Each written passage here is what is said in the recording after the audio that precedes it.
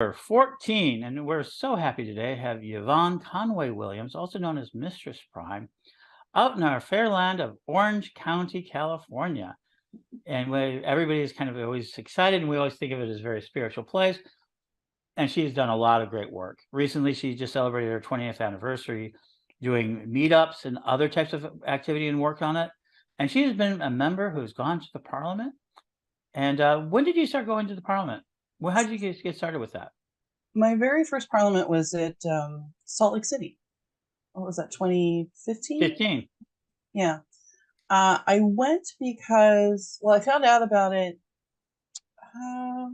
Not really sure if it was through you guys or through Covenant of the Goddess, but I was the incoming national first officer, which basically the president of the organization, and I was sent on behalf of the organization to represent us, and it was amazing.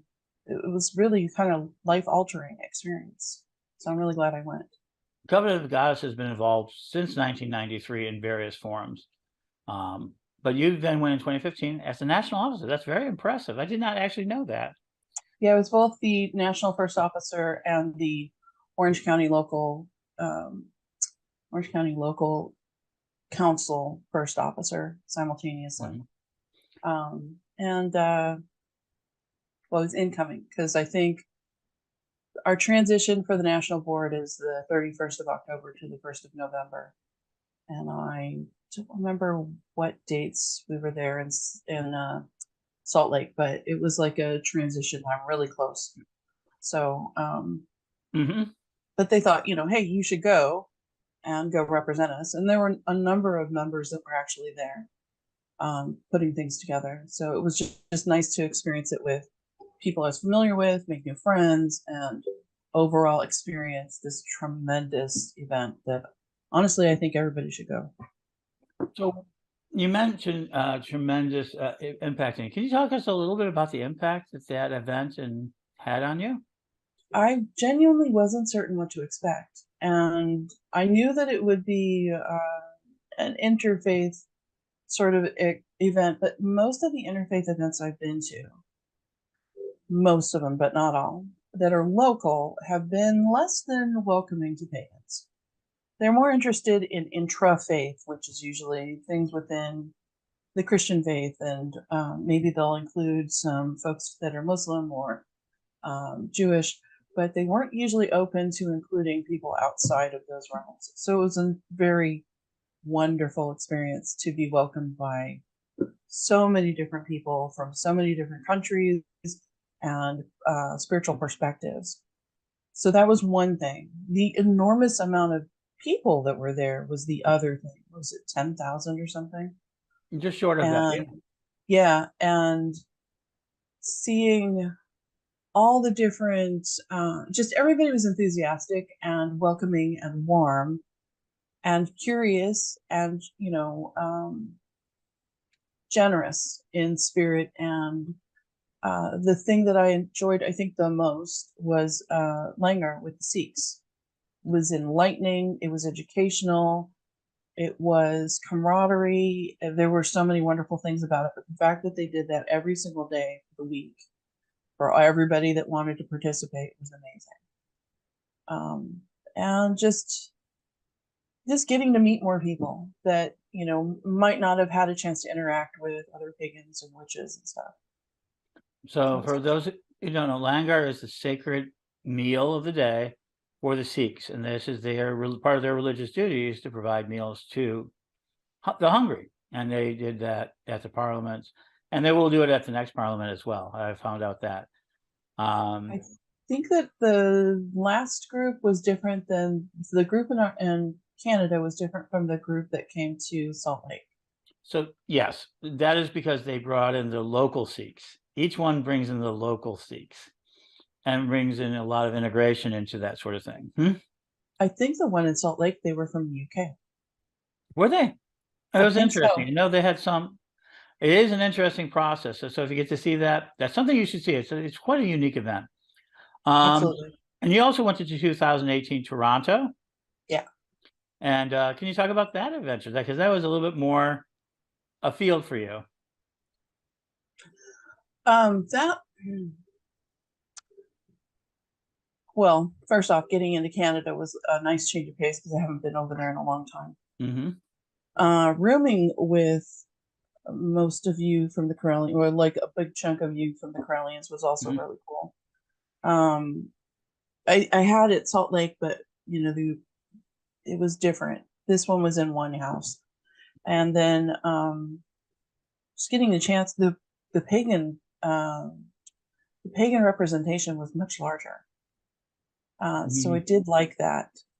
Doing the different events, gatherings, social interactions, the chance to again meet people. Oh, that was the other thing. At Salt Lake, I met this woman there was like this place where they were recording people's stories. And I was sitting there waiting, and there was a woman wearing a collar, like a priest collar, and we were talking, and it turned out, of all things, that she was in charge. She was a pastor at a Presbyterian church near me.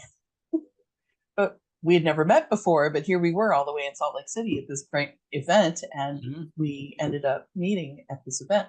And we formed this really good bond, and we met outside. I actually went to one of her Sunday services and spent some time hanging out with them. But we talked pretty regularly, and then we met up again in Ontario. And I think it's just funny because she doesn't live that far, but yet we keep running into each other in completely different areas outside the state. So the experience in Canada, I made more friends, even more friends.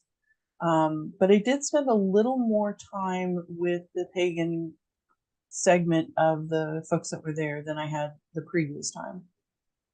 Social interactions for dinners and gatherings. I spent most of the time with the Corellian group. But mostly because you guys are just too fun. There was no reason to not hang out with you. And very kind to say.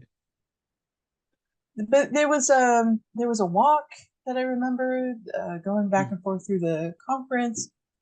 There was I did attend a death cafe in Ontario. That was interesting and unique, and something I was considering bringing out here, but it was on a long list of things I already do, so I kind of had to put it on the back burner. Well, you are a busy person. Yeah, it's almost like I don't know how to not be busy. So we all understand that.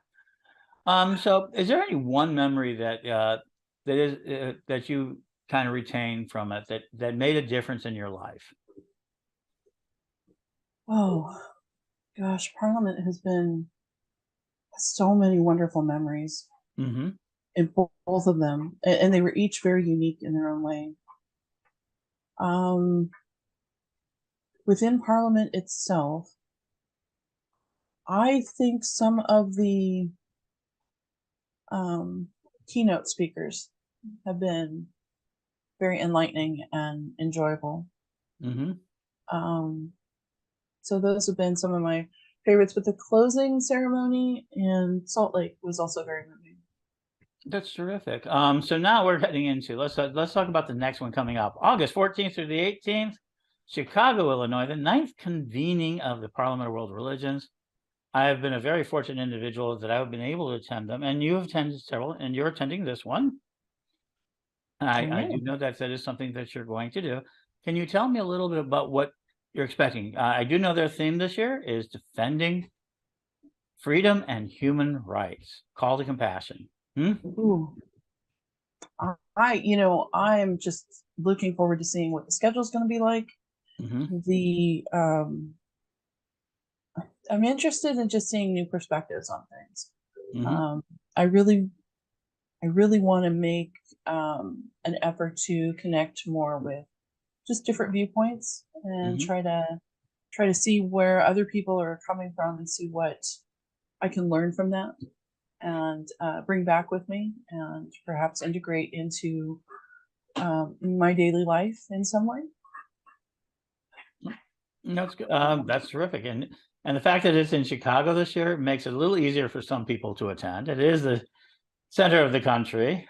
And so that we're kind of grateful for that. So When you're defending freedom and human rights, what does that mean to you? Do you have any thoughts on that?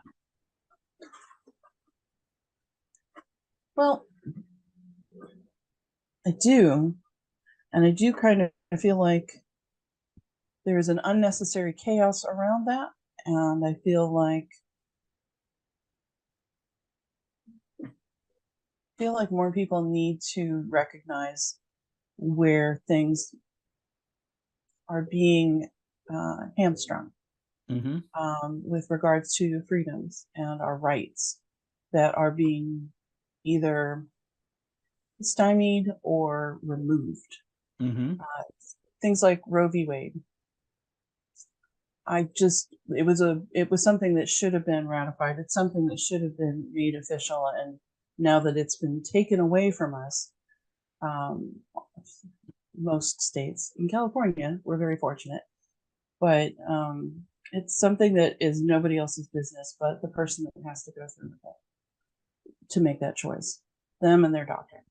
It's not something that I feel like the states should be able to take away. Also, with regards to the American Indian Child Act? That's another thing where they need to protect the rights of Native Americans to, if a child is to be put up for adoption, that the tribe should be able to have basically first dibs. But instead of being adopted out, that's a whole other ball of wax for me with regards to adoption. But I feel like people need to be aware of the things that are being slowly eroded and to maybe help solidify or shore things up or protect our freedoms that we are slowly losing. And I think the Parliament is a good place to make the right networks and connections for that. Yes, definitely. Absolutely. So any last thoughts before we go about the Parliament, anything about this that you have? I am really looking forward to seeing everybody again and just spending the week out there and networking. And I can't wait. It's going to be exciting. And we're going to be excited to see you. And so if you want to find out more, go to the Parliament of World's Religions. You can find it online and find out everything about it. And thank you. We've been talking to, I guess, Elder High Priestess is one of the titles you have. Yes. So it's just that, but Yvonne Conway Williams, and out there, and you can find her at, how can they find you? Find me on mistressprime.com or anywhere like Instagram and Facebook, official Mistress Prime. And thank you for being on with us. And this has been another Journey to the Parliament. Keep watching as we're going to continue to talk about us until we arrive at the Parliament. And thank you, and blessed be.